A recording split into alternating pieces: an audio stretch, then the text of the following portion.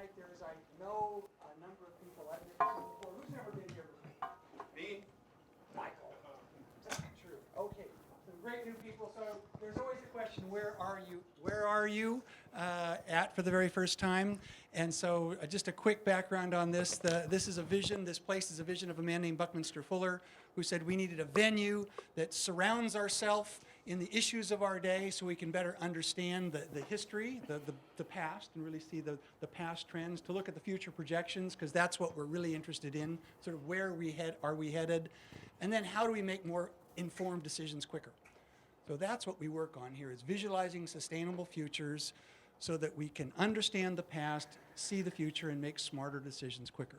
And we do these kind of things. This is our partnership. The Genie organization, which is our website over here on number 1, has a global vision for the world being 100% renewable. The San Diego Renewable Energy Society here, with Stephen as their director, has a local vision for the world, for San Diego to be 100% renewable. So we have partnered in this initiative that you see on 6 and 7 up here, on San Diego becoming a 100% renewable city.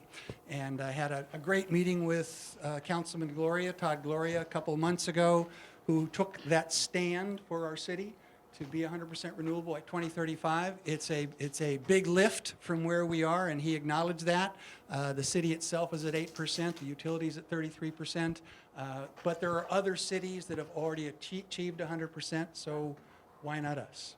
So that's our goal, and we will certainly invite you, if you're interested, to become a part of that tonight. We have a team that's growing around that initiative that we need help on.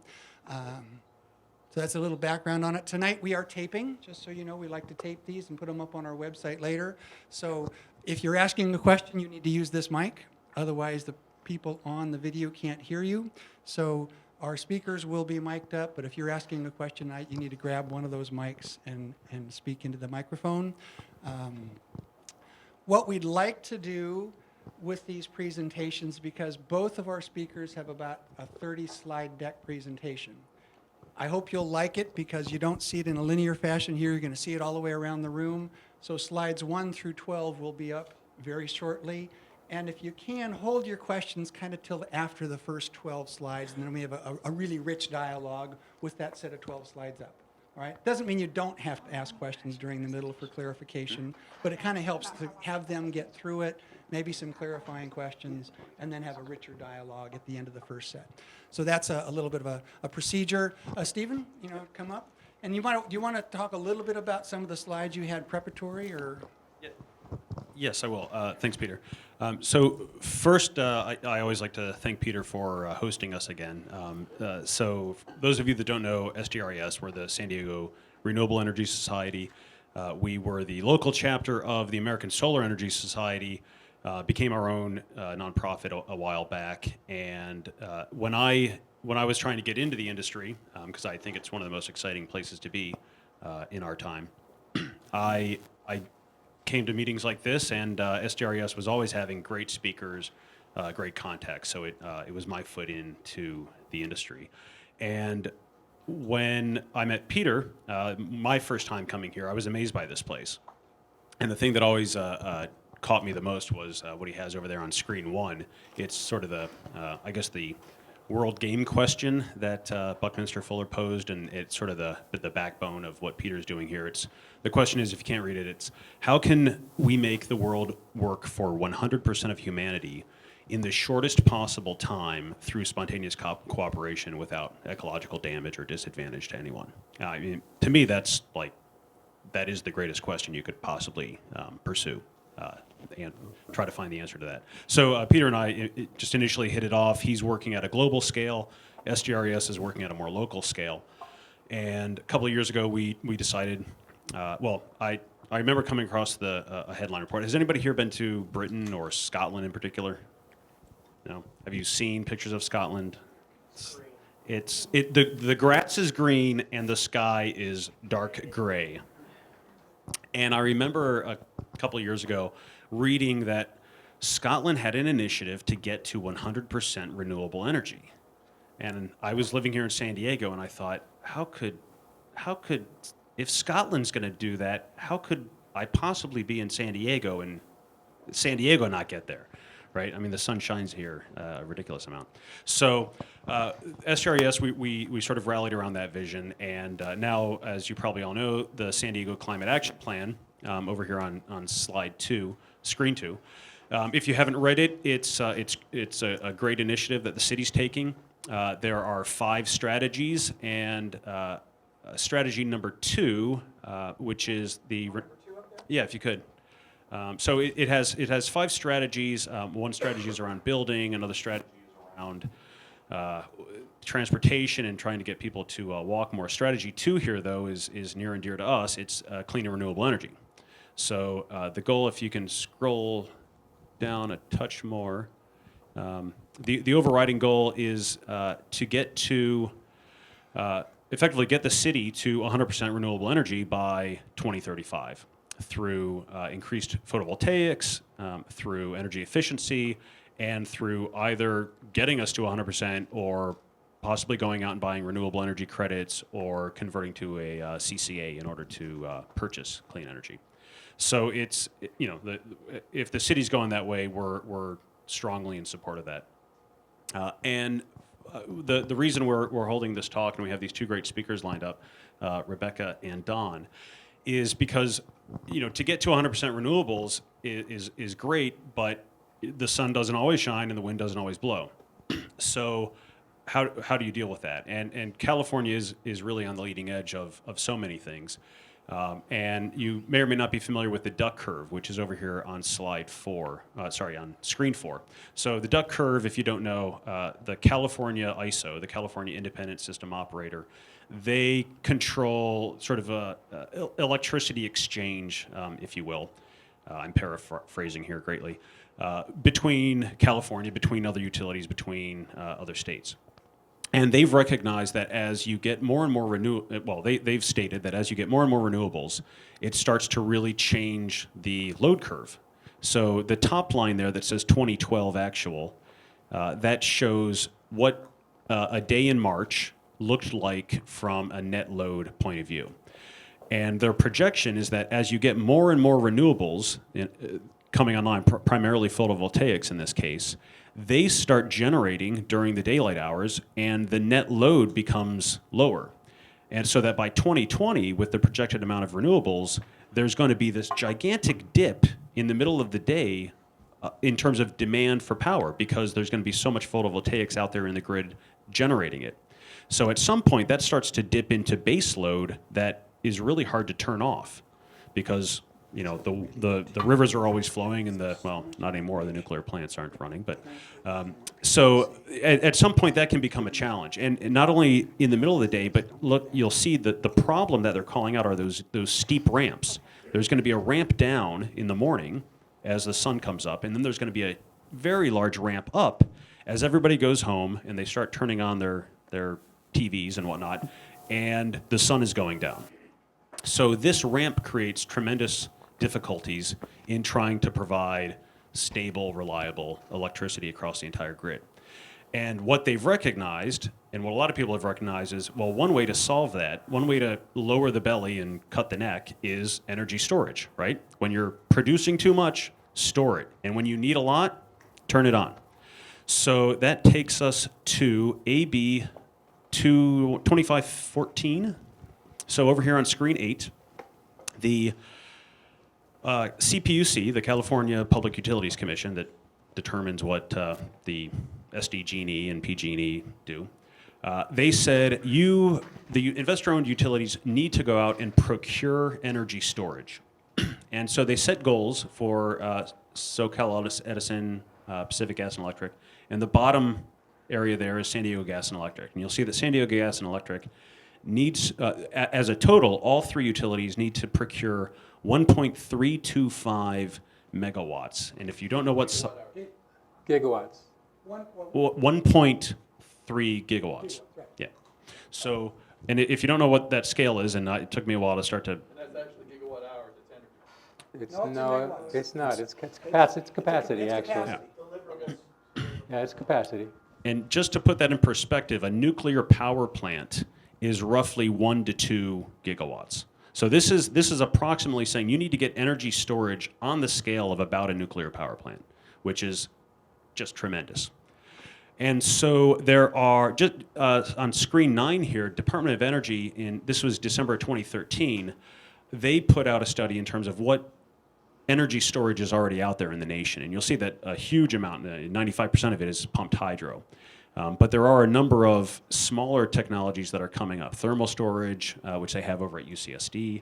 Battery, which we hear about a lot with Tesla, STEM. I know we have somebody, I think Green Charge Networks and others in the room.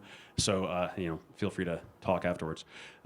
But there's a lot that can be done here other than just pumped hydro, and there's a really wide range of energy storage technologies available. And so that brings us to our two speakers. Rebecca Furlicht is with the formerly California, but currently the Center of Sustainable Energy. It is a nonprofit that works to basically enact policy.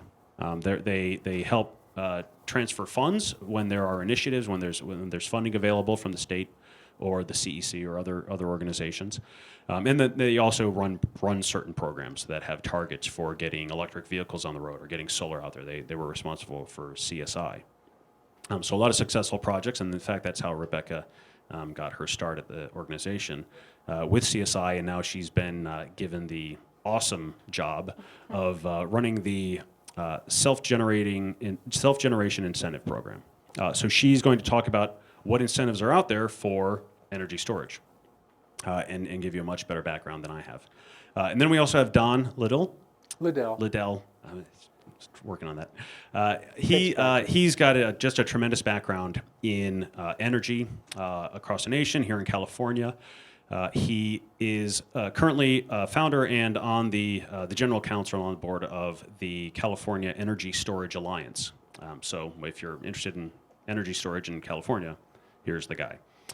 He's also got a very strong background in legislative and regulatory affairs. He was the assistant general counsel at Sempra Energy, which, as you know, is the parent company of SDG&E. And he's been working in the industry. He's consulted with the Department of Energy. So very great resource to have here tonight to speak about this. So very excited about the conversation that's about to take place. And with that, I will turn over to Rebecca. Thank you. I want to put Rebecca on hold for just a second because I need your help. If you're sitting at a laptop, you're sitting at laptops 1 through 12, you see a number next to your laptop. There's 2 PowerPoints at the bottom of that screen. Choose the one that says SDRES. You'll all choose that one that says SDRES. You're going to see the exact same slideshow come up all the way around the room. See the same right down here. Double click on that one there. First of all, I want to see. Okay, then if you'll go up to the top, it says slideshow. It says slideshow at the very top. Go up to the top, it says slideshow.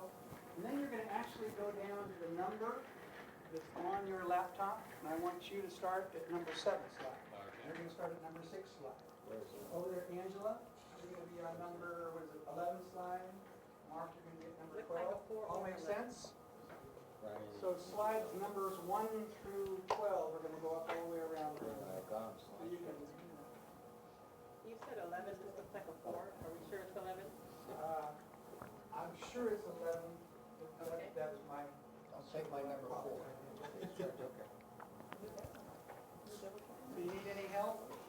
Need any help around the room? You doing okay? You want to see it full screen, so you can double click on that slide on the side.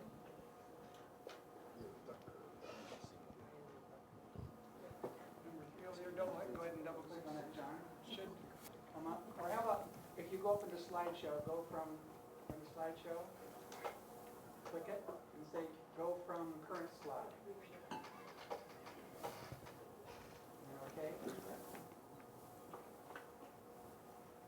That's good. Are we good all the way around the room? My screen is gone dark. I'm sorry about that. It looks right on my. So let's, that could be. It was working just a moment. Yeah, it could be a number. You lost yours?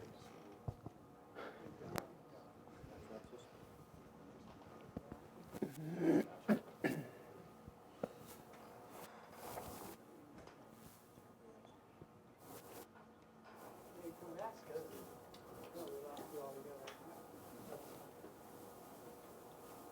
not gonna see it here. I want you to see it here as well. Yes, it is. You may have to do that one more time. Okay, I understand. Did you lose it over there? Yeah. We can come back and get that. We've got, We get started. Okay. that's the other slide there, so I'll come back and find that one. So Rebecca, you go ahead and get started and we'll get you going so they're all the way around the room, Great. okay? All right. And Cedar, tell me that copy. Function effort. Thank you so much for having me. I'm excited to be here. I see some familiar faces. It's good to see all of you. And for those of you who don't know me already, my name is Rebecca Fierlicht, and I am the project manager for the Self-Generation Incentive Program at the Center for Sustainable Energy. Today we're going to be talking a little bit about, a lot about energy storage, and I'm going to be touching on the policies and the incentives in place for energy storage in California. Just by show of hands, how many of you have heard of CSE? Great, okay. And of those that have, how many of you have participated with us in some way by coming to workshops, or perhaps you received a CVRP rebate from us or a rebate for your solar system? Excellent, okay. I like this crowd. Friendly crowd. Yes. So I've been with the organization for a little under 4 years. I started out in the California Solar Initiative. That's a program that provides incentives for customer-sited rooftop PV. And then from there, I started with the Self-Generation Incentive Program, and I'll talk about that program a little bit later on. So our mission at the center is to accelerate the transition to a clean energy future. And we do that really by operating in three main areas: energy efficiency for the built environment, clean transportation, and of course, distributed generation and distributed energy resources. For those of you who have been familiar with our organization for a long time, you may notice that we have slightly modified our name. So we're no longer the California Center for Sustainable Energy. We're now the Center for Sustainable Energy. And that's because we have expanded. This slide here shows just a little bit of where we're going and where we're headed. We have programs now in addition to California. We also have programs in Hawaii, Nevada, and in Massachusetts as well. So the program in Massachusetts is a replica of our California electric vehicle rebate program.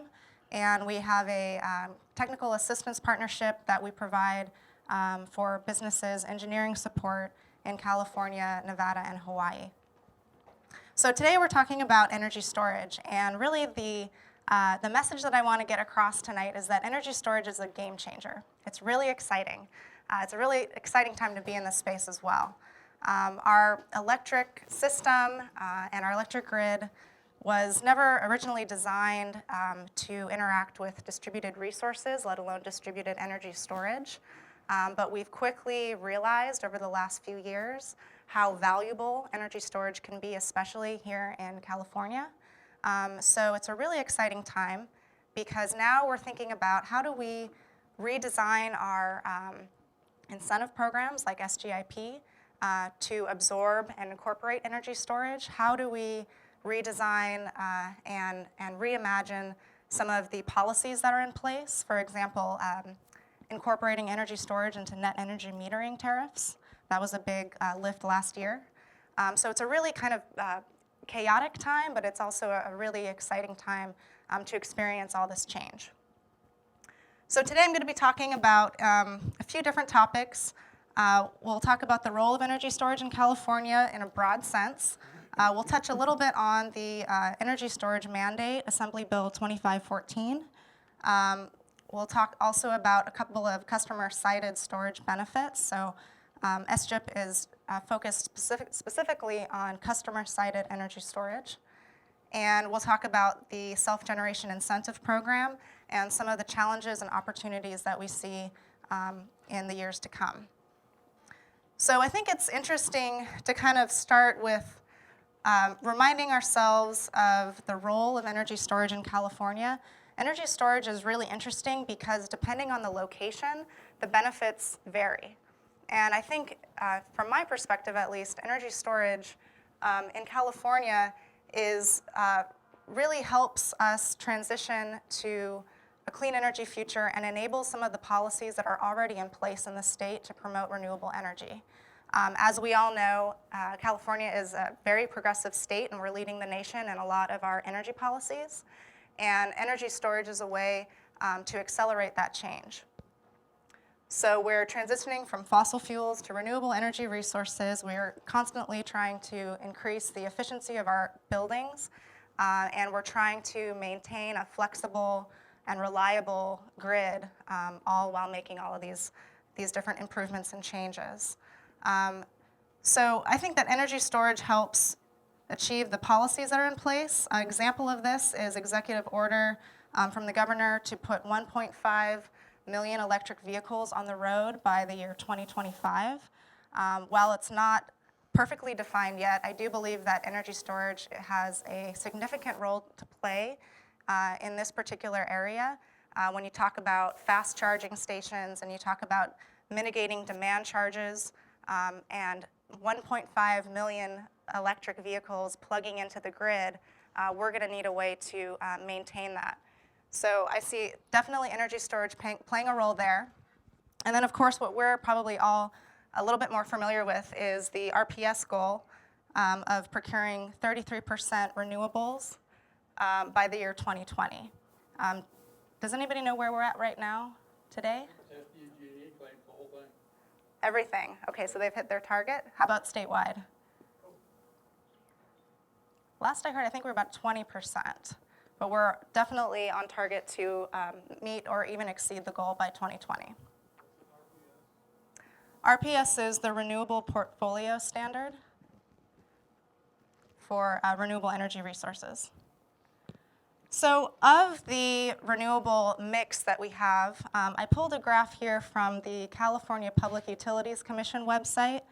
This shows over time what the portfolio of our renewable mix looks like from beginning in 2003 and then projecting out through 2020.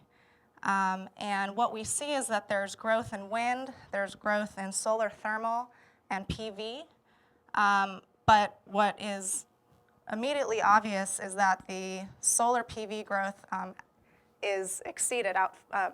far exceeds all the other renewable resource mixes by 2020. And this has significant impact on the grid, and it's also a significant opportunity for energy storage. So that leads me to the duck curve, which we already talked about a little bit. Does anybody want to summarize what we just learned about the duck curve and kind of what it represents? Highs and lows? Right. Anybody want to add to that? Duck curve. Who knows the duck curve? Stephen already explained it. Who can summarize? The test. You go. Sure. Solar power, I don't know if this is working. Solar power comes on in the morning. Solar power comes on in the morning, produces through the end of the day. During that time, the other load sources don't need to be utilized as much. And then at the very end of the day, you get the ramp where as solar's dropping off, particularly in the summertime, people are going home, they're turning on their utility draws, their needs, their TVs, their washing machines, et cetera. And so you get a very, very steep ramp where the utility has to provide a lot of new energy suddenly as solar goes dark. Absolutely. Thank you. So this has become a rather infamous and very controversial graph, and it's provided by the California ISO. And I tend to be an optimist, so a lot of people look at this in a negative type of way for the solar industry, and I see this as a great opportunity for energy storage. So I'll discuss what I mean by that in these next couple slides. If we look at going beyond our 2020, our 33% RPS in the year 2020, and we talk about projecting even further than that to a potential 40% RPS with most of the renewable mix coming from solar, then we start to see over-generation beyond the net load. So what this graph shows is a 24-hour period. This black curve here is the net load, and below are all the different types of generation, both non-renewable and renewable. And in the middle of the day, we start to see kind of this peak, kind of like a sun coming up over the hills. And we can see that for 40%, we have small overgeneration in the middle of the day. And for 50% with a large projection of solar, that is even greater. So this graph came from E3 report that came out last year. So what we did was we doctored that graph a little bit to show how energy storage can work into this mix. So if we store the energy that's over-generating and we can discharge it on the shoulders of the day, then we can smooth out that generation curve and the efficiency of the grid improves dramatically. So as solar energy becomes a significant part of our generation resources, then storage will become more and more important as well. I think that's 12. That's 12. All right. This is a great time to have Q&A, questions, dialogue. Tom, question? Yeah. Tom here? Yeah, quick question on your graphs over here. Why are there negative slopes over there at the right-hand side going into 2020? Especially on the geothermal. On screen number 2. Yeah. Well, I'm not very familiar with the geothermal industry, but I mean, it appears as though the growth is declining slightly as compared to the others. It could be some of the old plants coming offline. Yeah, I'm not sure exactly why.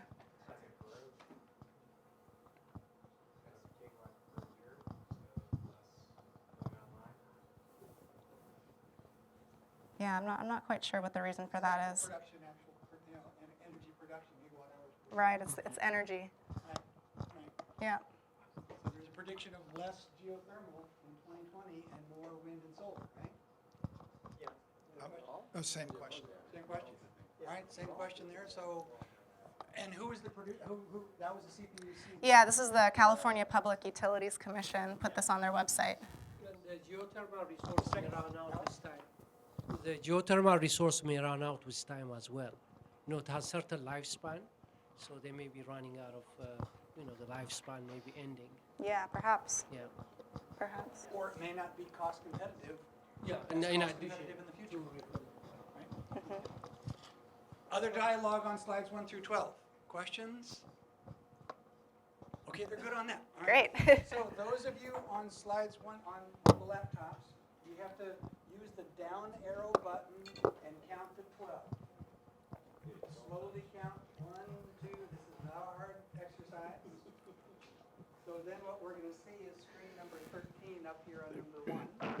There's just more You have that there's little just piece more of being paper in retired front than of you, being running online. So that's it. So I wanted you to number them. It really helped. I know, I couldn't figure it out. So that's number 13 over here on slide 1 right now. So I hope that we start to see this come up. I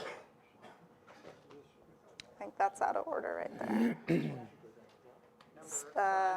Yeah, this storage, the incentive levels. Yeah. Storage equipment here. Storage levels. So you get started and I'll go around and make sure that we're in order. Okay, sure. All right. Okay, so how do we get here? How do we get to the place where storage is making an impact, a positive impact on the grid infrastructure?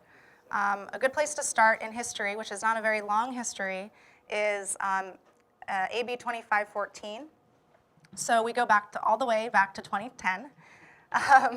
When Assembly Member Nancy Skinner introduced this bill, it directed the California Public Utilities Commission to establish procurement targets for energy storage for the major investor-owned utilities in the state. So that would be Pacific Gas and Electric, San Diego Gas and Electric, and Southern California Edison. In September of that year, the governor signed that into law, And in 2012, the CPUC began a rulemaking to establish the procurement targets for those IOUs. And in 2013, the procurement was set at 1.325 gigawatts by the year 2020, which to my knowledge is still the largest of its kind worldwide. It might be a good time to say that Don and CISA had a lot to do with getting that done. Thank you, Don. Oh, shucks. Thanks. So the ruling that came from this said that it should be guided by three main purposes. So number one is the optimization of the grid, so that would include peak reduction, contributing to grid reliability, and the deferment of T&D upgrades. Number two, very important, the integration for renewable energy. And then the third one is the reduction of greenhouse gases in line with some of our other legislation that's out there for GHG reduction. So Stephen went over this a little bit, but I want to point out specifically that the procurement targets, not only are they specific for each territory, but they actually are specific in each category of there's transmission, distribution, and customer-sided storage goals. And what I thought was really great and interesting about this procurement target is that of the 1.325 gigawatts, 200 megawatts of those must be allocated for customer-sided systems. And we'll actually see, I'll say it now because it's relevant here. We have our 2016 goals. We've actually, through the SGIP, have enough reservations in the queue of projects to already meet the 2016 goals, so we're way ahead of schedule for the customer-sided storage, which is really exciting. So I'll talk a little bit now about just customer-sided storage in general. And CSC as an organization is a big proponent of everything distributed. So we like distributed PV, distributed generation of all kinds, CHP, and of course storage. And I found this quote from an analyst from Green Tech Media, and I'll just read it because I think it kind of summarizes exactly what the message is. He says, there are multiple concurrent value streams for energy storage, and those value streams change as you change location on the grid. It's a question of picking and choosing which applications are most lucrative. And at this time, those applications tend to be closer to the customer load. So I believe it was GTM that kind of coined the phrase, the edge of the grid. And what I find interesting is that what he's saying is that you basically accrue benefits if you put your energy storage system closer to the edge of the grid. So if you have an energy storage project that's next to a power plant on the transmission side, that can help, with on to off peak shifting, and it can help with generation firming. If you have an energy storage system that is on the distribution side, that might help with relief on distribution feeders. But if you have an energy storage system that's actually on the customer side of the meter on a project site, on a customer site, then you can accrue all of those benefits and then some. It can help with demand charge mitigation, microgrids, uninterruptible power service. So as you move out, you start accruing more and more benefits. So that brings us to SGIP, and that's kind of what's the nearest and dearest to my heart and what I know most about. So SGIP has been around for a really long time. It actually started as a result of the energy crisis in 2000 and 2001. And the very first incentivized project was a fuel cell. And it's been incentivizing all kinds of distributed generation, and it's really evolved over time. It's a ratepayer-funded program. It's overseen by the California Public Utilities Commission, and it's available to customers in the major investor-owned utilities, plus SoCal Gas as well. Right now, it's actually the only program in California that provides rebates for energy storage installed on the customer side of the meter, and it's playing a key role in meeting the goals of AB 2514. So here is a list of some of the technologies that are available for SGIP now. It's really broken out into three main categories. We have renewable and waste energy recovery, non-renewable conventional CHP, so those are your turbines and your engines, and then what we consider emerging technologies, fuel cells, advanced energy storage, and biogas adder, which is not a technology, but biogas can be used with a fuel cell or a CHP for an extra incentive if you're going renewable. So advanced energy storage gets $1.46 per watt. It's a capacity rating, which is a little bit odd because, as many of you probably are aware, it's odd to rate the capacity of energy storage in kilowatts. We usually refer to them in kilowatt hours. So the way that the SGIP handles that is in order to derive at an incentive for the project, we say that you'll take your kilowatt hours of your battery over a 2-hour discharge period to derive at a capacity rating in watts. And then that is what we multiply your incentive by. So the incentive is based on the size of the project. You also might notice that we say advanced energy storage. We don't actually specify whether the types of batteries, the chemistry of batteries, or even talk about batteries at all. We have different types of advanced energy storage in the program. The majority are lithium-ion batteries, but we also have compressed air is eligible, and we are right now working to incorporate thermal energy storage into the program as well. So I have an example here. I guess maybe it's not showing up. Oh, there we go.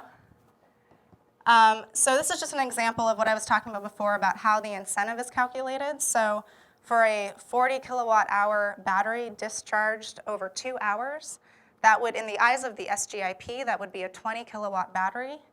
And then you would multiply the current incentive rate by the capacity to derive at your incentive.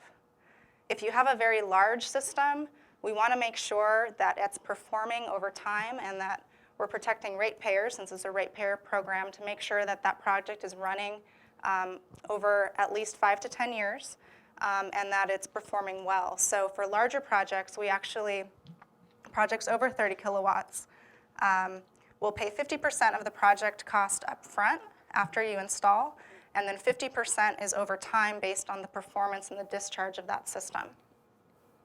And SGIP can pay up to 60% of a total project cost. So this is actually my favorite slide of the whole presentation. And I really like it because it tells a really nice story. As I mentioned before, in SGIP, we've had a lot of different types of technologies eligible for the program in different years. And what you'll see here is a little bit of a pattern. This green is actually solar photovoltaics. Solar PV was incentivized through SGIP before it branched off to its own program in the CSI. And that was due mainly because of its popularity, really. It really took off. And it was taking up most of the incentive money at the time, and it naturally had its own incentive program.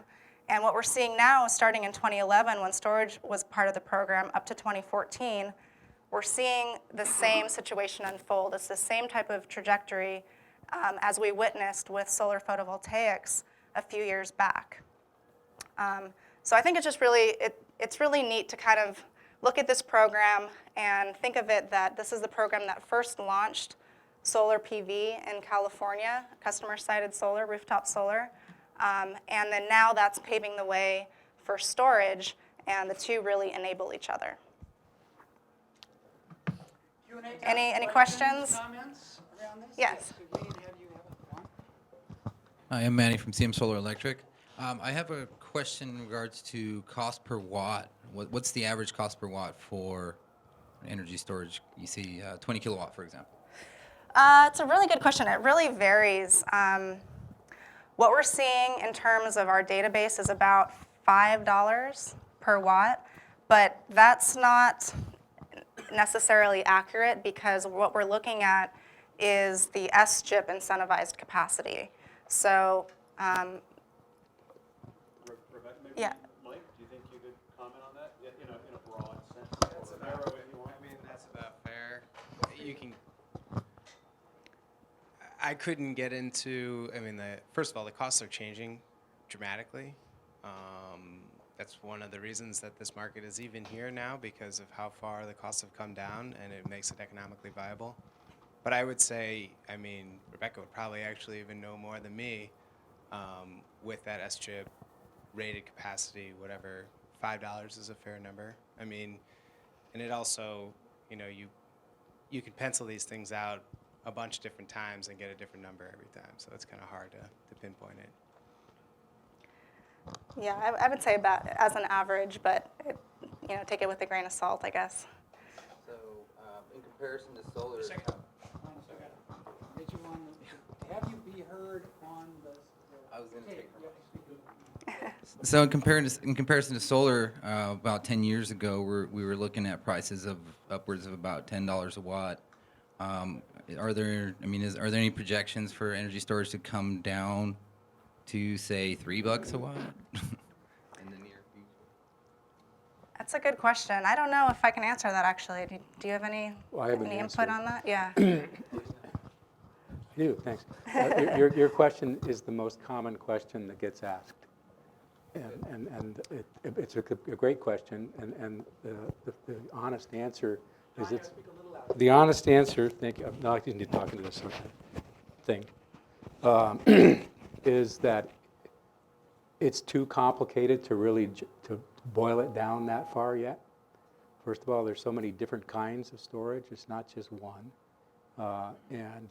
The data that you can get to tell you the answer on cost and pricing information is proprietary for the most part, for the vast most part, because it's going to come through the market. The market is initiating itself now through all these activities and through the procurement activities that I'll talk about.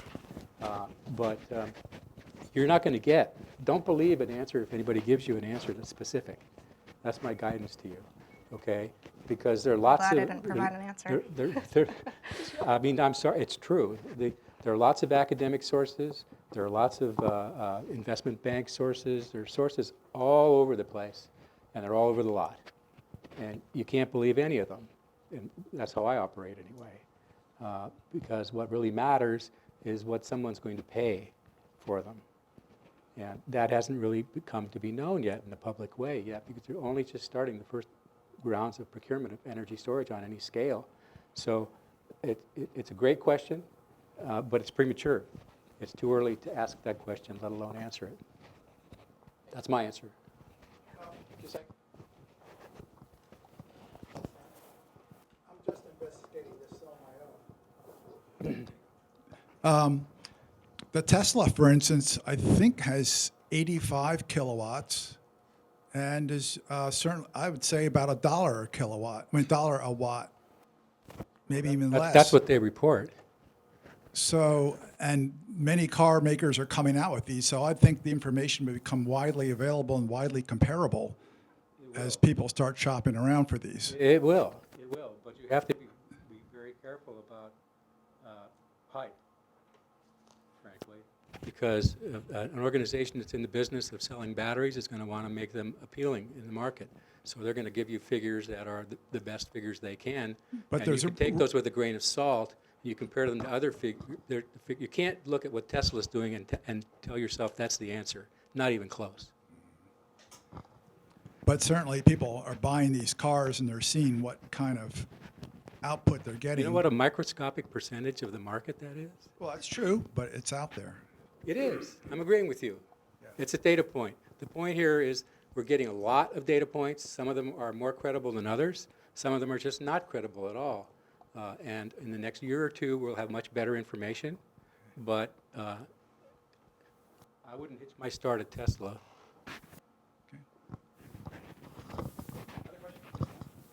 Yeah, I was going to mention in the automotive field, if you're looking at the raw battery materials before you start adding structure, mounting, inverters, and the rest of it, right now you can get batteries in the range a large format in the range of about 32.5 cents, or $325 per kilowatt hour, and that's going to go down.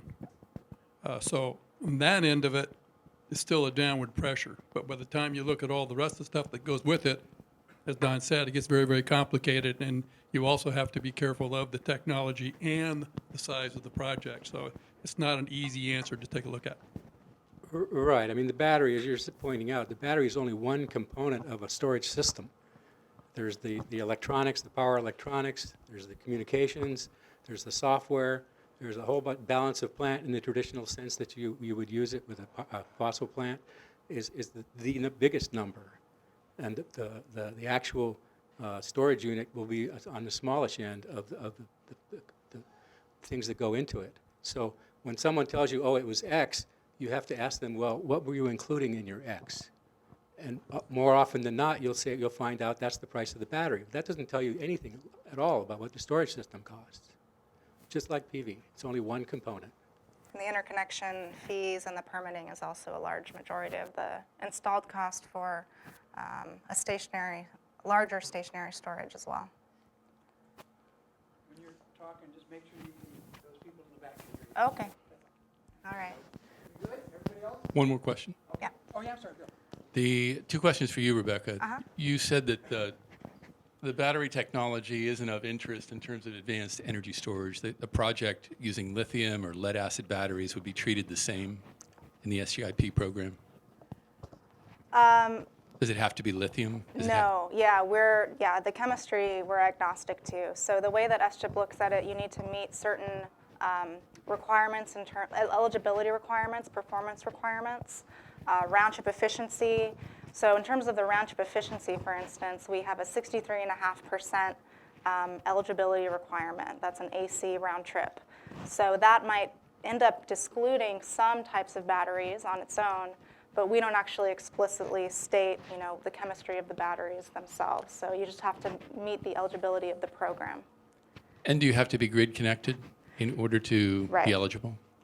Yes, with the caveat that we're actually working with thermal energy storage right now. The reason that has to be included separately is because the methodology for calculating the incentive is different, and also it happens to be the case that those don't interconnect directly to the grid. Okay. But in all other cases, yes. And in general, all of the technologies that are in the program need to operate in parallel with the grid. Okay. Thank you. Yeah, I'm not clear with the mission of sustainable energy and the qualifying incentives up here behind me for gas turbines, for example, and in the concept of what we were originally talking about. Right. Why are we? Why is that funded in terms of reducing carbon emissions and maintaining a green technologies? Yeah, that's a great question.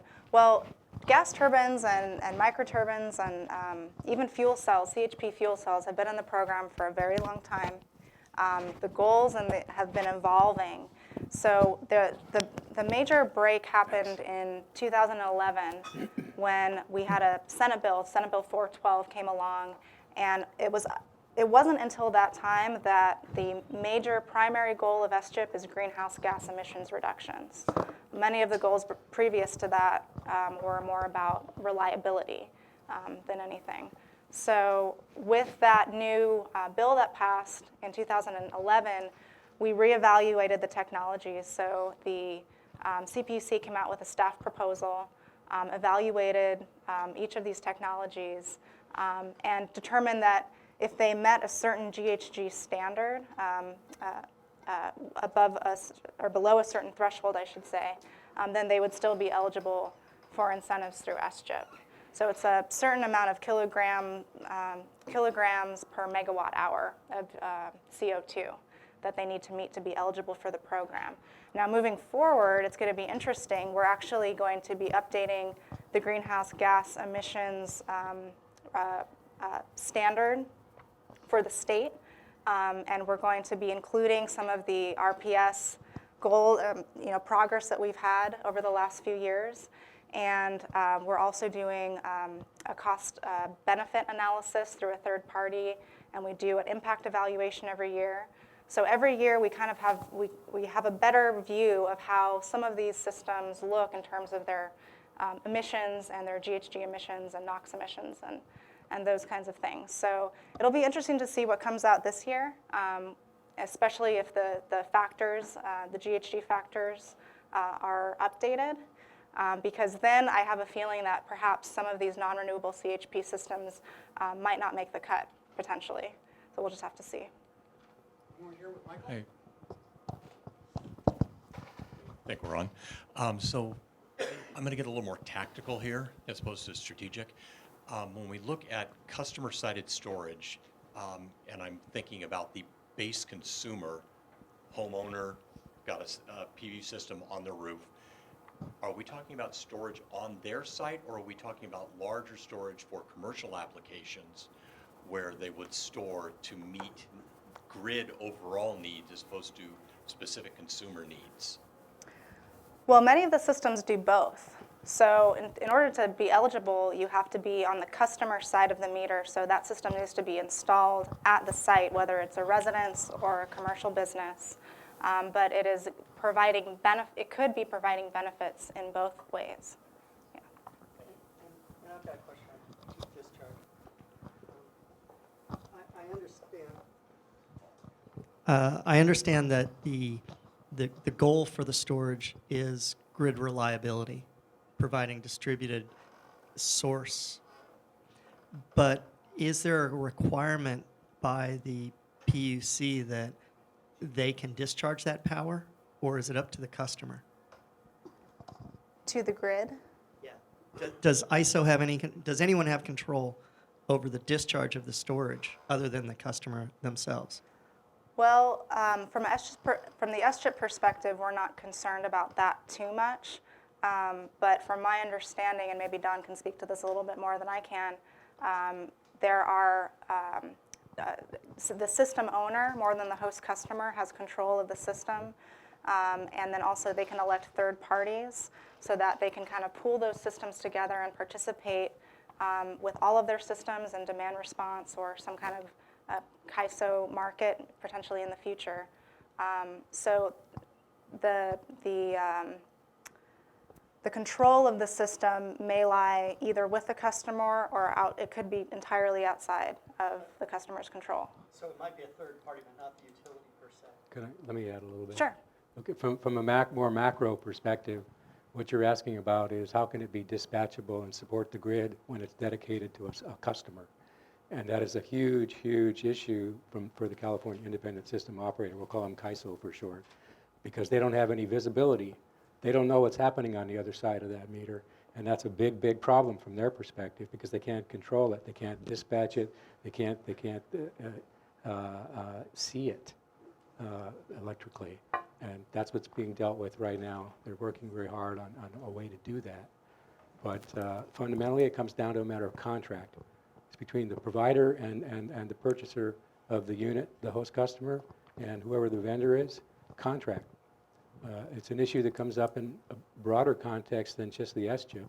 It comes up when utilities are purchasing grid size storage because they want to have complete control. They want to have the ability to dispatch that unit as and when they want to.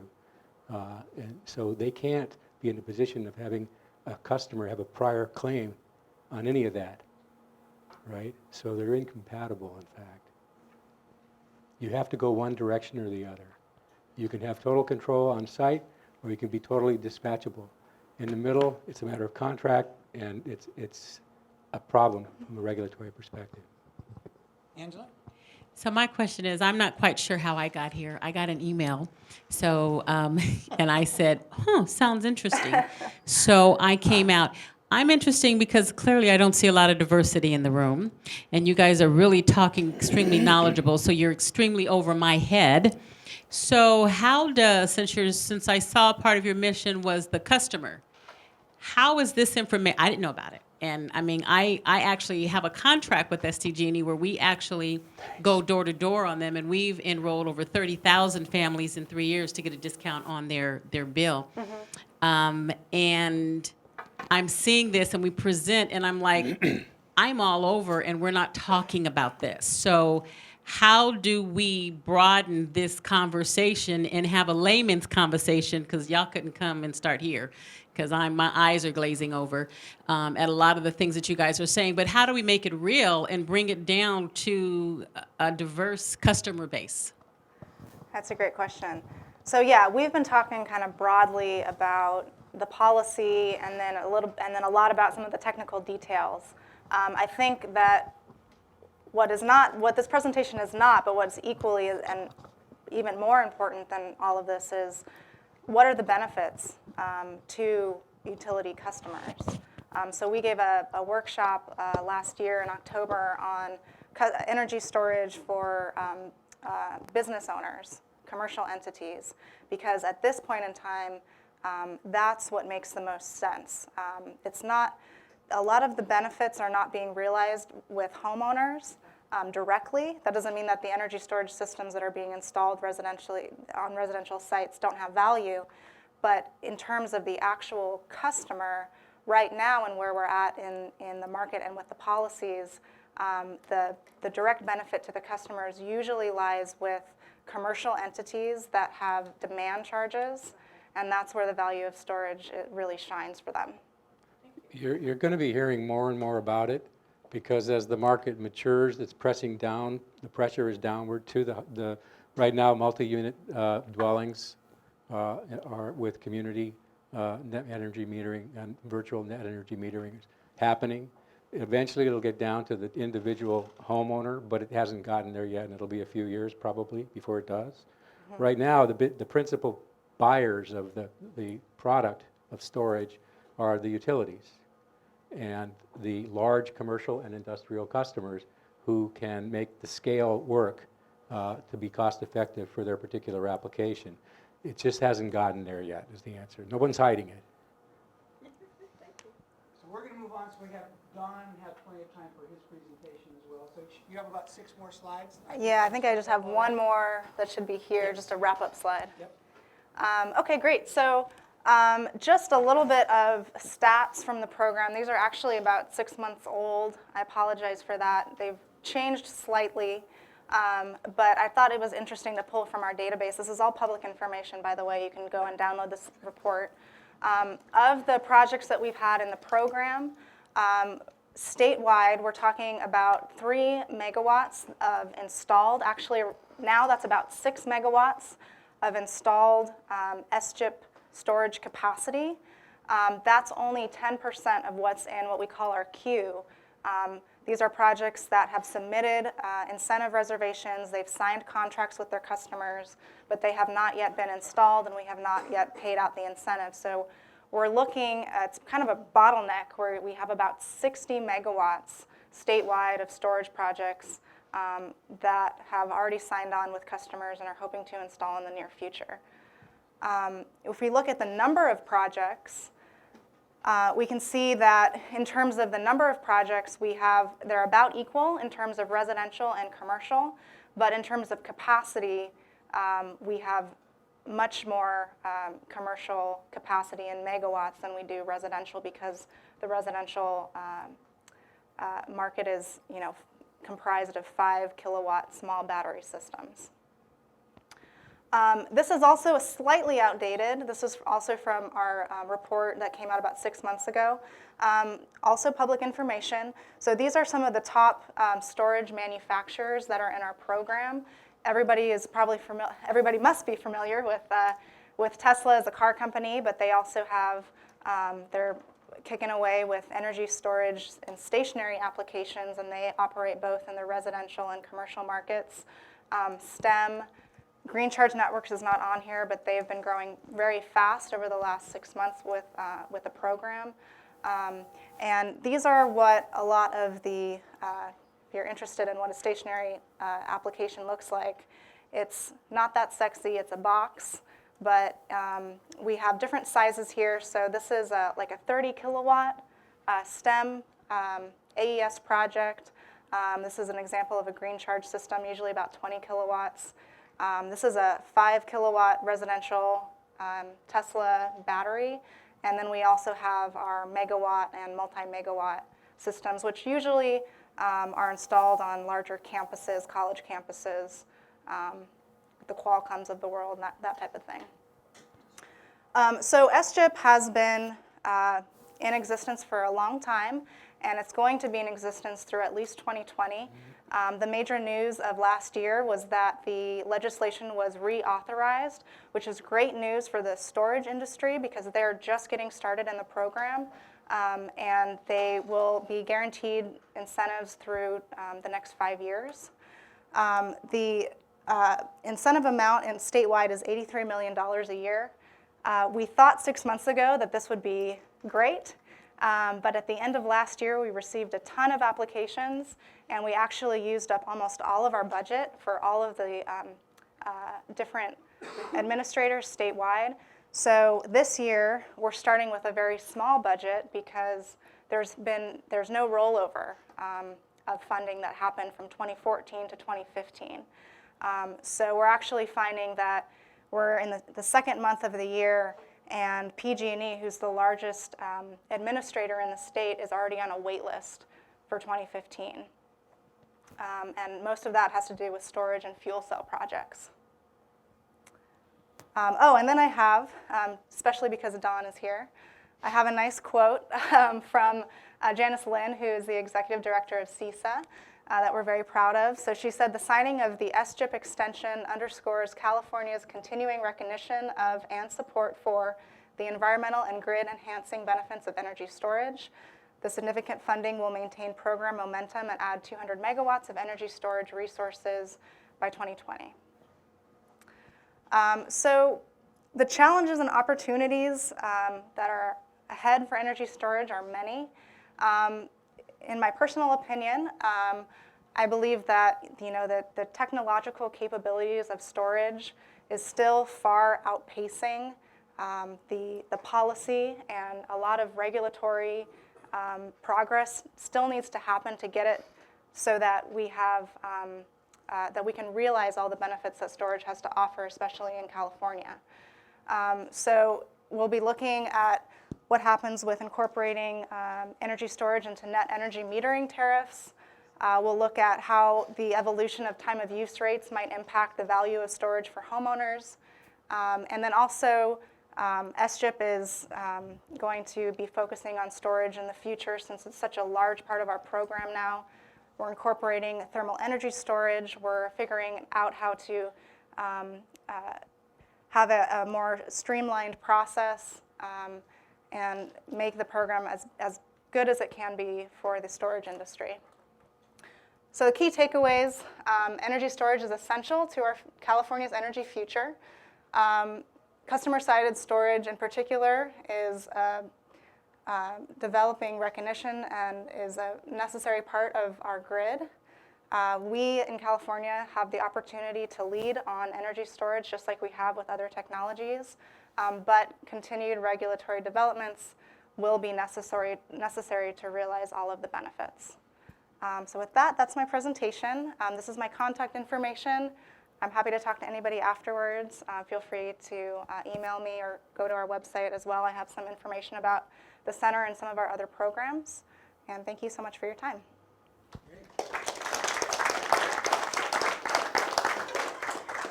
Any completion questions we need with Rebecca? Yes. Just one question. Just one question.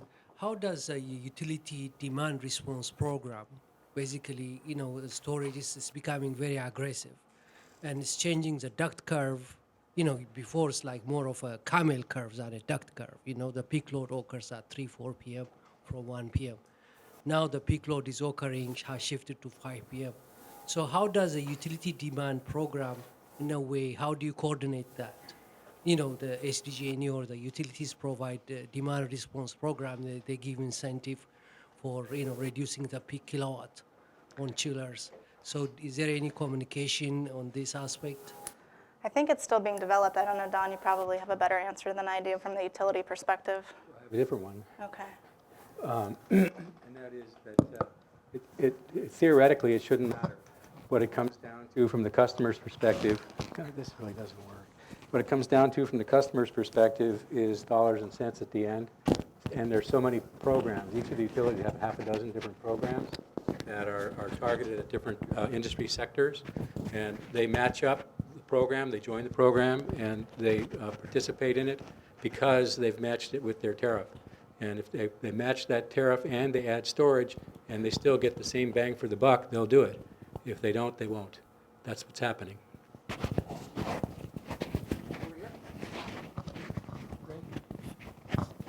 From what you're saying, I guess there's nothing much going on in the utility world themselves. It seems to me there'd be incentive for Southern California Edison or SDG&E or whatever, since they're going out and buying a 500 megawatt solar plant somewhere, that when the sun isn't shining or the wind isn't blowing, are you saying that they're not also in the business of developing storage capability? On the contrary. We're dividing up the territory here. Rebecca's focusing on the small projects on the customer side of the meter, and I'm going to talk about what's happening on the other side of the meter in the megawatts and 100 megawatt units. So they're both happening at the same time. Okay, I misunderstood, I think, what you were saying. Wait till my... It's a good transition question. Okay, good. Time to transition? Yep. All right, good. Right. So what we'd like you to do, if you're on a laptop, hit escape. Let me grab this. Hit escape. And then there's another PowerPoint at the bottom that says 2-11-15. So you'll see this come up all the way around the room, hopefully. And so now these actually have numbers. If you go under the slideshow, you can go up to the slideshow for all of you. Where it says slideshow at the top, and go from, you can see your number. Now, Don did a funny thing, he started with number 0. So this is really going to mess with That's how books work. I mean... So I'm going to have a conversation with him next time. I tried to change it, but he couldn't figure it out. So the slide number... take one off. Yeah, it's a funny thing. Track one. I see 5 there. So look at the bottom left-hand side of your first screen, of your first slide, and you'll actually see a number. So if you're on number 4 over here, and that's... It's down, and I can't talk into it. Okay, I've tried. I'll try again. Okay. Okay.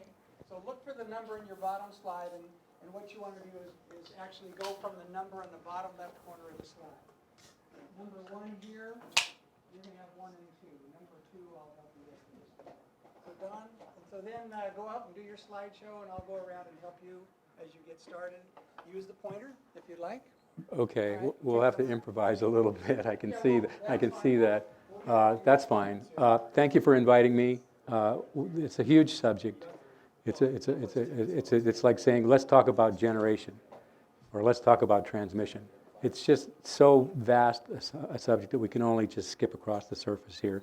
And we're skipping across in 2 ways. One is the self-generation incentive program, which is very important here in California. And I'm going to talk about what the utilities are doing on their side of the meter in terms of procuring, buying storage assets and putting them in the ground. That's the subject I'm going to talk about. I want people to ask all their questions, broad questions, and feel free, because when I'm done, you'll have a lot of questions that aren't covered by this. I know that, but that's okay. I'm happy to address them. So let me just launch off and talk about procurement of grid-scale energy storage. And I'm with the California Energy Storage Alliance. And the next slide. Right up here, you're all the way around there. No, that's afterward. There's a missing slide. Number 1 over there, would you push the down arrow just once? There you go. The missing slide. What's CISA? Well, CISA is 90 companies so far. It started out 5 years ago as 3, and it has grown to that in the interval, which tells you one thing. If you look at that list, you'll see a lot of recognizable names, and they are manufacturers, developers, packagers, and renewable developers, leading renewable developers themselves that are incorporating storage. So it's quite a universe. We have every kind of storage that you can imagine, with the exception of underground compressed air. We're still looking for a member that we can induce. We have above ground compressed air, But that's the universe of the technologies and the companies that are engaged in California today and care enough to spend a lot of money working on solving those regulatory issues that were just alluded to a moment ago. They're big and they're fun. That's what I do. I do transactional work with companies that are doing that, many of those. And I also do regulatory and legislative advocacy work to help move the system along as fast as possible to make it easy for them to make money. We're not alone. When we founded CISA, we were the first one. And since then, we've helped others. We've propagated to all those places that you see there. Each one of those, we helped them get started, and they're all up and running and doing it much the same, following our model, the things that we did. What do you have to do first? What do you have to do next? What's important? What's not? And so we're really pleased about that because we've basically gone worldwide.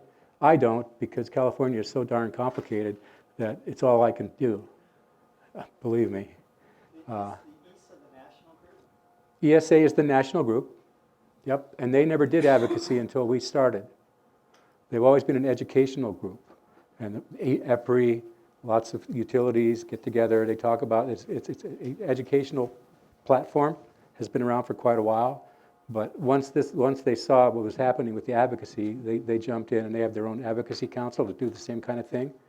They focus principally on Congress and the FERC. And we work very closely with them, and as the overlap happens here in the California Independent System Operator, the CAISO is regulated by the FERC, so there's a lot of crossover, and we work very closely with them. So that's the picture organizationally in terms of advocacy groups that are working on the problem of clearing the way for more storage. Here is I think that's the next slide. Anyway, the next slide shows you two different versions, I guess, of the Global Energy Storage Database. That's a very useful tool. CISA manages that for Sandia and the DOE. And you can go in there and you'll find an amazing abundance of data about all the operating storage units all over the world. Many of them. I don't need to give you the numbers. Those are the numbers, and they're changing to going up every day. We have people that are full-time data entry folks adding to that. And we encourage all of our member companies to put their projects in there because A, it's free advertising for them, and B, it helps everybody have a sense of where the market really is. The class storage, when we talk about storage, it's not just one thing. Immediately, folks think about batteries, as well they should, but there are many other kinds, and some of them have been around a long time. Pumped hydro storage, for example, has been around for over 100 years. Thermal storage has been around a long time. Where the leaps and bounds have happened in the recent years is in the batteries. That's been a very dramatic hockey stick curve upward, and the prices are coming down dramatically because of that. Within batteries, there are a number of different kinds. You have lithium ion, which is the one that people carry around in their pockets and in their cars and so forth. But there are others. Many of these large boxes you see are what they call flow batteries, which are essentially huge boxes full of various chemicals, zinc bromide, vanadium redox, chemicals that are useful in storing and discharging electricity. And there are a number of different kinds of those. They have much longer discharge cycles, and some of the faster discharge cycles are flywheels, which are in nanoseconds. If you need an uninterrupted power supply, you go with a flywheel or a lithium-ion battery. If you're worried more about being down for 4 hours or so and being able to continue to operate, you go with a flow battery. Basically, you pick the one that works for you. There is no one answer to what's cost-effective for storage. Anyone that tells you that cost-effective is or is not that storage is or is not cost-effective doesn't get it. Because there's no such thing as storage. There's many, many different kinds, and what matters is what it costs to you in the application and what you're using it for, and that varies a lot. So that makes the answering the question very complicated, but the reality is it's true, and so that's how we're approaching it. So what I put up here is a couple of different. This is your microphone. This is your pointer. Okay, I'm talking. Thank you. Okay. They're all out of order, but okay, so I'm doing my, okay. So what I put up here is a couple of graphs that go to the cost. And I put up just two. There are many, many, many, many.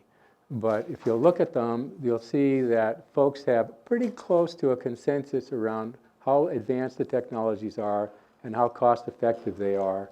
And you can see where lithium ion sits in that picture pretty readily. If you were a flow battery manufacturer, you'd, yeah, okay, that's okay. I'm not going to do both. I can't do all three. The flow battery folks would take issue with that. They'd say, look, mine are operating all over the world. What are you talking about? So it's a matter of opinion to some extent. Those are both credible sources, and they're different, and there are many more. So please do not take one source as gospel. There isn't one. So a lot of this ground has been covered already well by Rebecca. What really kicked things off in California in terms of state policy to encourage propagation of storage was AB 2514. And I guess she's probably said these things too. I was personally involved in that, as was pointed out. Janice Lynn and I have had a leading role in having 6 different statutes enacted over the last 7 years that have been encouraging storage. That's the big one. And we are in the process of implementing all those things and helping the regulators do what they've been told to do. So that's an overview of what the statute does. And the key words in there are the ones that are in italics. Okay, targets, if any. So the PUC did not have to adopt a target. They were not required by statute to do so. And if you do them, they're got to be appropriate and cost-effective and viable technologies. So the PUC studied that for quite some time and came to the conclusion that, in fact, yes, we're going to have a mandate, if you will, and we're going to use this definition. So when people tell you there's no definition of storage, that used to be true. And that was a conundrum. It was difficult for people because they never knew what they're talking about. That is the statutory definition in California. That's what it means as far as the regulators and the participants in the market are concerned. It's not without controversy. Each one of those words has a lot behind it, and there's a lot of jockeying among manufacturers about whether the technology is or isn't in that definition. But there it is. So if anybody says, what's the definition, you just go look it up and read it to them. So the PUC took that overview and used that definition, and they came up with what they were instructed to do, which was the decision to decide what to do about the statute. And they concluded that they were going to have a target. The statute, when it was originally introduced, it was sponsored by our now Governor Brown. At the time, he was Attorney General, and he was running for governor. And we helped him put the statute together. And it was conceived as essentially a storage, an RPS for storage. So the very first introduction to the bill had a percentage in it. But over time, as it got to the end of the line, the percentage went away, and now it's expressed in terms of megawatts. And that's a pretty good sized number. And how are we going to get there? How are we going to get to that number? Well, yes, sir. Initially, that number was something like 2.4, if I remember correctly. Was that part of the evolution or development? Yeah. No, this is the original number that the PUC came out with. And they went through a 2-year process, and it bounced around. Initially, they weren't going to do it. Initially, they were inclined not to do it, but the governor can be pretty persuasive sometimes. And so let me talk to you offline about that. I'm not really exactly sure what you're talking about. But so what the decision did was this. We're going to do these steps, and we're going to put the burden on the California investor-owned utilities to get out there and use more storage. We're going to incent them to do it by putting a mandate requiring them to do it. And they should be happy about that, by the way, because when they do that and they comply, that means that they're going to get rate-based treatment for whatever they do. It's a plus for them, really, when you think about it. As long as they do what they're required to do, they're guaranteed rate recovery, and they won't have it disallowed on review. So this is the process here, the methodology, and it does, in fact, as was alluded to by Rebecca, break it down into domains, they call them, transmission, distribution, and behind the meter, because they have different functions, and they have different uses. So they put together this matrix, and they said, we want you to get that number, and we want you to fit it to this basic matrix, but it has to be your system. You take these guidelines and apply them to your system, okay? And it's a lot of flexibility in the process, a lot of flexibility, deliberately. They all have to get to the end state. They all have to get to the finish line, the 1.3 by 2020. But how they get there is gonna vary very widely. So here were the targets and how they broke down. That was already discussed. Okay. Okay, we're about halfway through on his presentation. Questions, dialogue with John here. We got one of the leading experts on the planet. What I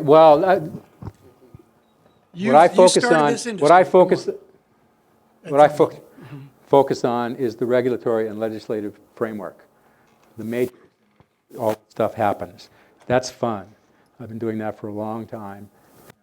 We have made a lot of progress. Yeah. I'll stipulate. Yes, John. What are the units on the chart on the right there, chart number 12? These are megawatts. Yeah, everything's in megawatts unless it says otherwise. Alex? This is just a follow-up for my question. The current, you mentioned about cost-effective energy storage systems. Yes. And the current incentive, the utility rate currently structured, the peak hours, the Yes. on-peak hours, Yes. are not the hours we say that match the duck curve. The current peak hours during summer. Well, so go ahead. My question is, for them to be more cost-effective, the peak hours for the utility, the peak rate that's being charged, need to shift to the duck curve hours. And over time it will. Yeah. But we're not there yet. And so right now, one of the big problems that was alluded to is overgeneration because of that. That neck of the duck is a big problem for now, because there are only 3 ways to deal with that neck. If you generate too much from your renewable wind and solar, you have to ship it somewhere out of state, you have to store it in state, or throttle back your windmills and your PV. Nobody wants that to happen. But that's being worked on right now because there's been such a dramatic increase in the renewable component of the mix that we're there. It happened this year for the first time. They're having to curtail renewables because there's too much in that context. So they got to get there. And what they're doing is they're going at it from a flexibility perspective. What the ISO cares about is capacity. His job is to keep the lights on, right? 60 hertz, lights on, he's happy. Doesn't care how the utilities get there particularly. That's his role, which is reliability of the grid. The utilities have a lot more complex mandates and various other things that they've got to do also. And they've got to run their distribution system reliably and safely. And they have to comply with many social policies here in California. Mind-boggling number. This is being one of them. So they have different responsibilities. And so, but what joins them though is flexibility. Traditionally, the curve, the daily curve is just a bell curve. Wherever the peak was there somewhere, but it was a bell curve. Now that's just not true anymore. It bounces all over the place because of the variability or intermittency, whichever you like, of many of the resources, right? So because of that, they're having to change the rules and provide payments for flexible capacity. I want you to deliver me flexible capacity that I can dispatch. That's what they want now. They don't want base load. They don't really particularly want intermittent because it's difficult. What they really want is flexible, that they can dispatch as they like, and that we're going to that now. You have local capacity, you have statewide capacity, and you have flexible capacity. 3 different animals. You get paid different numbers. It's all done on a market basis. into it, and you get paid different prices depending on what you're delivering to the system. Okay, so. we're And about to- Stephen, didn't you tell me one time last year you heard that SDG&E had 100% renewable on a certain time of the day or a certain weekend day? There was a Sunday last year where they were running off of 100%. For a day? Well, for Okay. And in one sense, of course, that's terrific. We're there. Right. Got there. Congratulations. However, Yeah. both Hawaii and California have reported that they've seen the duck curve already. Yeah. On 1 or 2 days here and there. This but year. Obviously every day is different. But the intent of that duck curve is to say that's going to become more of the norm. Whereas right now, as Don said, right now it's a bell curve. It's getting to be sort of all over the place, but ultimately it's going to look like that belly of the duck. the fact that it actually has happened has shocked a lot of people because one of the things that the PUC has, the utilities, so they have to buy assets that will enable their system to be reliable. So they have to have base load, they need whatever runs all the time. They also need peaking, and peaking traditionally has been done by gas turbines. And San Diego has half a dozen of those dotting the landscape that they fire up as needed. But the idea is that storage is going to take over that role because it's much cleaner and ultimately will be less expensive. It is expensive by some people's lights. Jim Avery has said that he doesn't expect to ever see another peaker built in San Diego because storage will be used instead. He's Jim Avery, he's a senior VP of San Diego Gas and Electric. He says that publicly loud and often because San Diego is way out in the forefront on using storage as an asset to manage the reliable and consistent output of the grid for its customers. And they're recognized as such. They just are. It's true. So now we get to the point here about the targets. So what are we going to do with these targets? So now I think we're ready to switcheroo. Ready to move on? So if you're at a laptop, count to, we hit the down arrow 12 times. All right? You're at number 13 on number 1, so you're there already. So number 2, you should be at 4. Look at the bottom left-hand corner of the screen. Add 12 to your number, and you should be there. So number 3 should be at 15. 1. Go back 1. All right, good. And you go ahead, and we'll make good all the way around. Energy storage requirement. We'll get it for you. We'll get Okay. it all set. There are two big different things happening out there that are not obvious to the naked eye. First of all, it's what we just went over, which is the storage mandate. That's happening. But how do we get to that mandate? And that's where the procurement process comes in. And the utilities have to go out and figure out what's best for them. So something they call the long-term planning process, procurement planning process, which LTPP for short. And there are a lot of other numbers that if you haven't heard them already, are big numbers too. And they're going to basically they're going to overwhelm that 1.3, no doubt about it. So in parallel with the obligation to go out and procure storage per the statute, there's also obligation put on utilities by the PUC in the long-term planning process. Thank you. That's better. Thanks. So let me find out where my thread is here. Okay, so here's the process described. The long-term planning process happens every 2 years, and it takes a 10-year look out, and it tells the utilities what it is they need to buy to make their system run reliably. Okay? And then it happens in 2012 was the last one that was completed. And in that one, you had the outcome was largely driven by what was happening in Southern California. Because remember I told you there were 3 kinds of capacity, statewide, local, and flexible. Local capacity is a big problem in Southern California, particularly since San Onofre is no longer with us. and the planning for the conversion of the units that use ocean cooling water is also going to cause big perturbations in the reliability. So they had to order the utilities to go out and buy a whole lot of assets in order to meet that local capacity shortfall that's very clear and present. And they're going to do that. They're going to do it this way. And by the way, I just put that notice in about the non-disclosure thing. You know, I am a lawyer, so I can tell you that they're very, very persnickety about their non-disclosure agreements, and you're going to have a tough time getting prices out of them.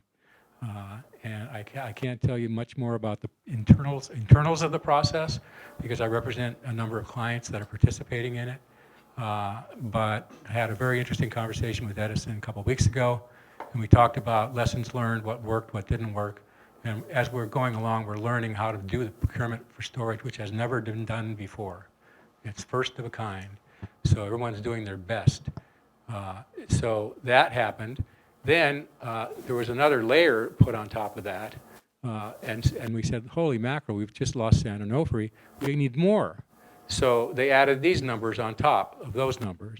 And Edison went out, and this is what they were ordered to do. If you look down there at the bottom right-hand corner, those are the numbers. Those are big numbers. They're a lot bigger than 1.3 gigawatts. Okay? But they're made up of a mix of resources. Fossil, and what we call as a bundle preferred, which is the renewables, and storage. They treat storage as a preferred or renewable resource for purposes of procurement, which was never the case before, but now they do. John, are you on number 9 here? I think so. Because people, I want you to point at it. I need you to push that button Okay. and point at it when you're talking about it. Okay, there we go. There it is. That's the number. That's what they were told to go out and buy. Okay? So they did. They went out and they put out an RFO to the industry, and they said, "Come on in. We need to do this." And they've completed that process just recently, and the application is pending at the PUC now to approve 261 megawatts of energy storage resources. Now, regardless of what the statute says. Okay, now let's look at what happened. What did they pick? Here's what they picked. If you look, you'll see they've got efficiency, DR, renewable, distributed DG, energy storage, and gas-fired generation. They've got some of all of this because they operate on a portfolio basis like a utility should. They can't put all their eggs in one basket. And so they were authorized to figure out the amounts that they would have in each one of these categories that worked for them, and this is what they came up with. This is what they selected. Okay, you see some of the names that are familiar here.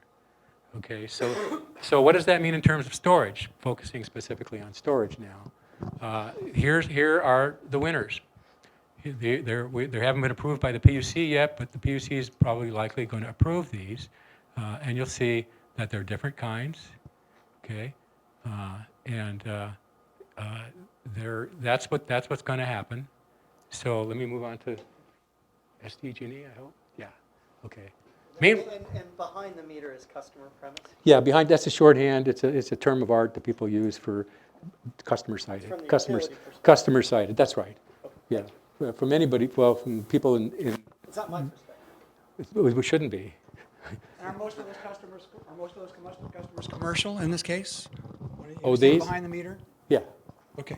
Yeah, definitely. All right. Yeah. So he just has another few slides after this. Do you want to take some questions now, Don?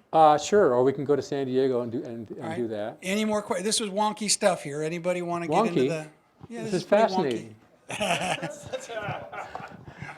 Fascinating for some is wonky for others. That's right. That's very true. So of all these that they spoke to... Yeah. Of all those that they spoke to, this is the subset of energy storage. Mm-hmm.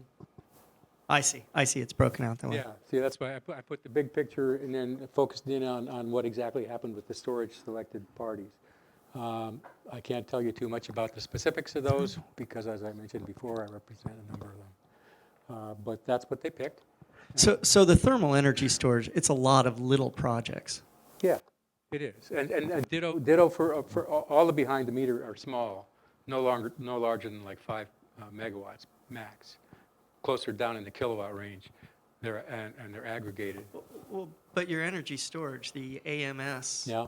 You've got those are 12 and a half. AES is and 100, STEM is over 10. They're over 20.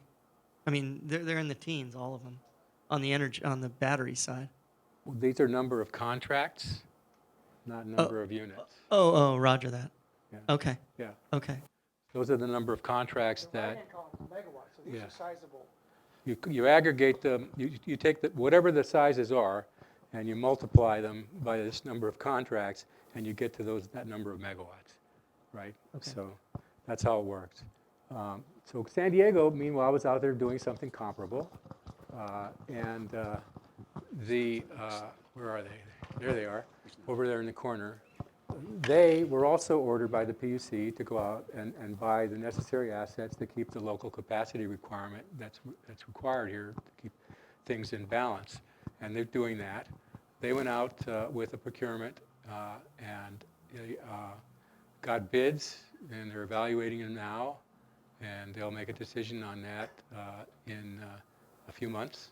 And they'll go through exactly the same exercise at Edison with, and they'll get them approved by the PUC, and they'll go out and they'll build them with the people that they select competitively. Okay, so these ones here, this and this, these are what's happening back in the ranch on the storage RFOs, because the storage RFOs are different, and they go together. Remember, the LTPP and these are running in parallel. So right now, PG&E, Edison, and SDG&E are out on the street buying storage in order to meet that statute. I think there's bids due on the 17th, for example. And so that's what those three are about. That's how they are going about specifically complying with AB 2514.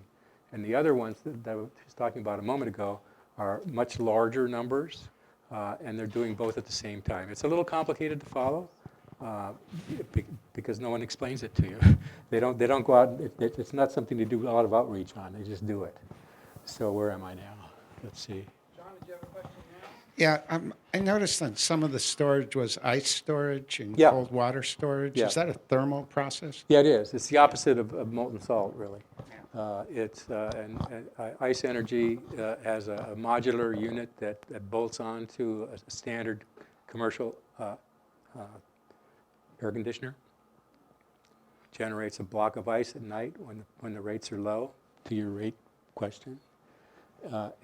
Then it melts over the course of the day, and that means that you don't have to turn your condenser on. So you just save buku money during the peak period because the ice is melting and it's covering you. And it does that over and over and over. And that's sometimes referred to as permanent load shifting. And you can do it in a permanent mode and just leave it and let it run that way day after day, and it'll do that for you. Or you can aggregate them and have them dispatched. It's up to you, depending upon your requirements. Southern California Power Authority bought 50 megawatts worth of those units. There are hundreds and hundreds and hundreds that aggregate up to 50 megawatts, I assure you. And they're deploying them on commercial buildings in their service territories. They basically treat them as negawatts. As far as they're concerned, they can dispatch them up and down just like their generation fleet, and they're incorporated into that. That's what it's about. But it all starts from a box about the size of that table. Okay. Any other questions? Okay, right here.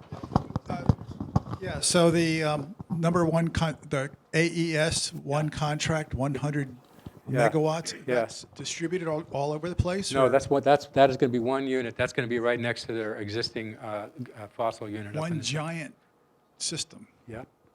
They've got several that are almost that size operating all over the world right Is now. it South lithium America principally. batteries, or what kind of batteries? They're different chemistries. It varies depending upon the particular need. For the most part, they either use lead acid But this or particular project is, do you know what it is?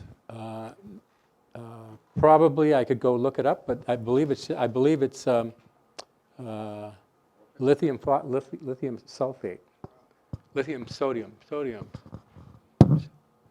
They've got some lithium iron phosphate and lithium. Do you know? Yeah. Well, it's one of those chemistries, and but it's not straight lithium ion. to answer, I think, your question. No, it's not going to be lithium ion. They have units operating in West Virginia right now and in Ohio that use lithium ion. And so they'll use whatever chemistry works best for the application where it is for the particular customer. And that, yeah, exactly. Chile, for example.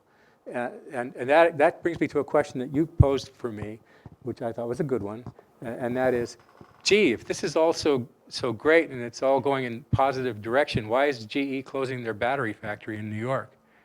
Well, the answer is because they've been in that business a long time. Those batteries work like a charm. They're perfectly okay batteries, but they're not the best for many applications.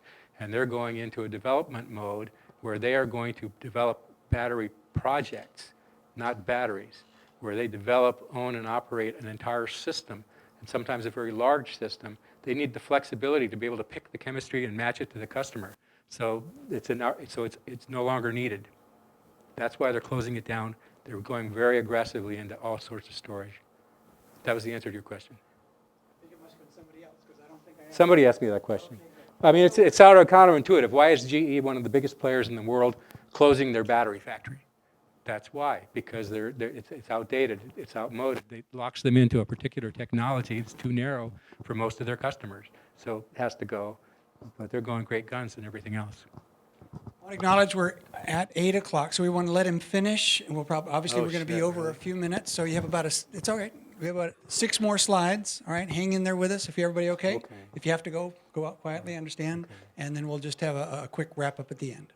Go ahead, Danya. I think you're good, starting right over here. Okay. That's number 27, right? Or 20. All right, so this is what San Diego is required to do, and San Diego has gone out, and we do not know what they are going to pick because they have such an incredible range to pick from. They can pick a number between 25 and 800 megawatts. I predicted it'll be somewhere between 200 and 300, I bet, but nobody will know until they announce the winners. Okay, so that's the storage, that's LTPP. Let me briefly touch on the other utilities, the quiet utilities. The Public Utilities Commission only regulates investor-owned utilities, but publicly owned utilities are all over the state too, and they care. And they're also subject to the statute, and they have to do certain steps also. And they're getting active now.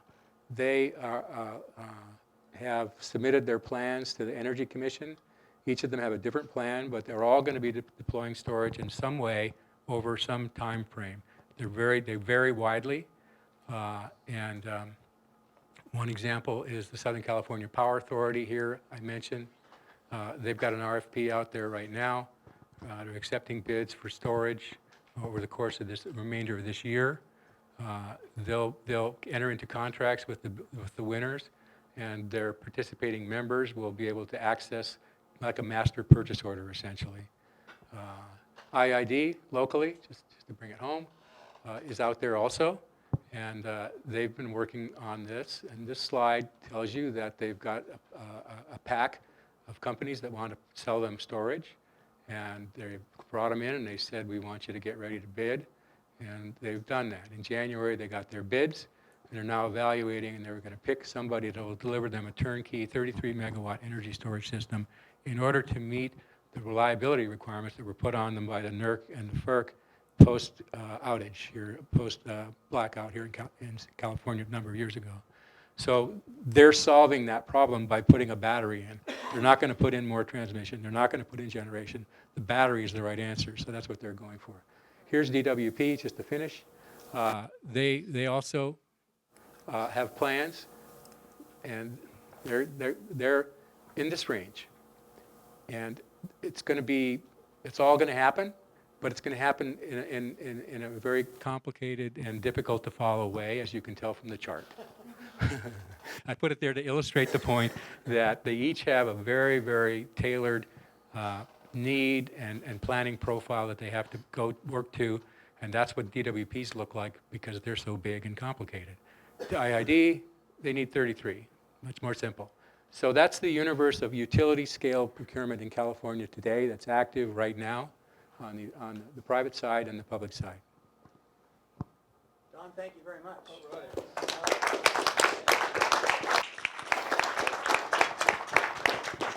Bill Powers, I see a garage of the future up here. Don't you have one of those already? Somebody, I know a few people have batteries in their garage here to support their PV. Bill, aren't you one of those? Yes, I am. Yeah? Anybody else have batteries in their house yet? Only guy in the room. You do? All right. Juan, how big is your system? So you got PV on the roof and batteries in that? Very nice. All right. So if you want to know somebody who has it in their house, you got two people here you can talk to. Anybody with utility who's been in this conversation? The pace of acceleration is breathtaking. That's what I heard. It is. I mean, that's what I was trying to illustrate from my first slide. You see Yeah. that number of companies on something, you know something's happening. And here it is playing out on this end. So I'd like to take another moment just to thank Rebecca and Don for this.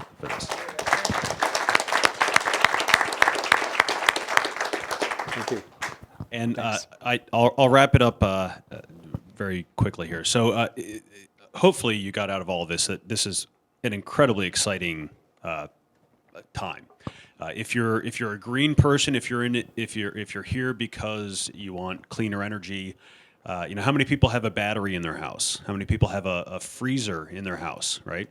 Well, this is replacing the nuclear power plant that is no longer with us. So it's much more earth friendly. One might argue. If you're a techie, if you're a geek, you're an engineer. Yeah, I mean, there's so much, as Don showed in the curves. There's so many technologies out there that are ramping up. It's a engineer's dream to go out and solve these problems. And if you're a businessman, if you didn't make millions on that solar curve, as Rebecca pointed out, this is the next curve. This is if you missed that first wave, grab your surfboard. It's coming. The next wave is here. So it's just a really incredibly exciting time for all those reasons. And thanks again to Don and Rebecca and for Peter for hosting us. Thanks for having us.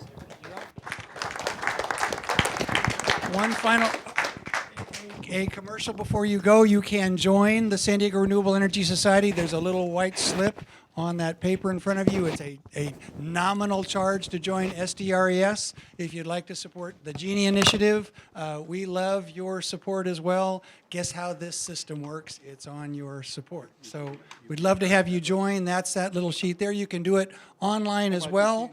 If you'd like to be a part of this team, there is a San Diego Renewable Energy Society team of volunteers that are here at Genie and part. If you'd like to join us and get active this year, there's a whole program that we've created for this year. This website that we've created is going to be enhanced so that you can actually do more off of that website. Not only just find the programs, look at all the things you can do at your home, at your business, or in your city. That's part of that 100% Renewable San Diego website. If you'd like to join it, go up there and put your name on the board, and we will contact you to be part of that team. We'd love to have your partnership in this. There will be programs every month, all year long, and we want you to come back. So I think this is one of the best places, one of the best forums in San Diego to have an engaged, thoughtful, intelligent conversation, and we certainly want to invite you to come back and do this again. Thank you for coming. Anything more, Steve? That's it. Rebecca, thank you. Don, thank you. You don't have to run. Stay a little bit and talk if you'd like. Thanks for coming.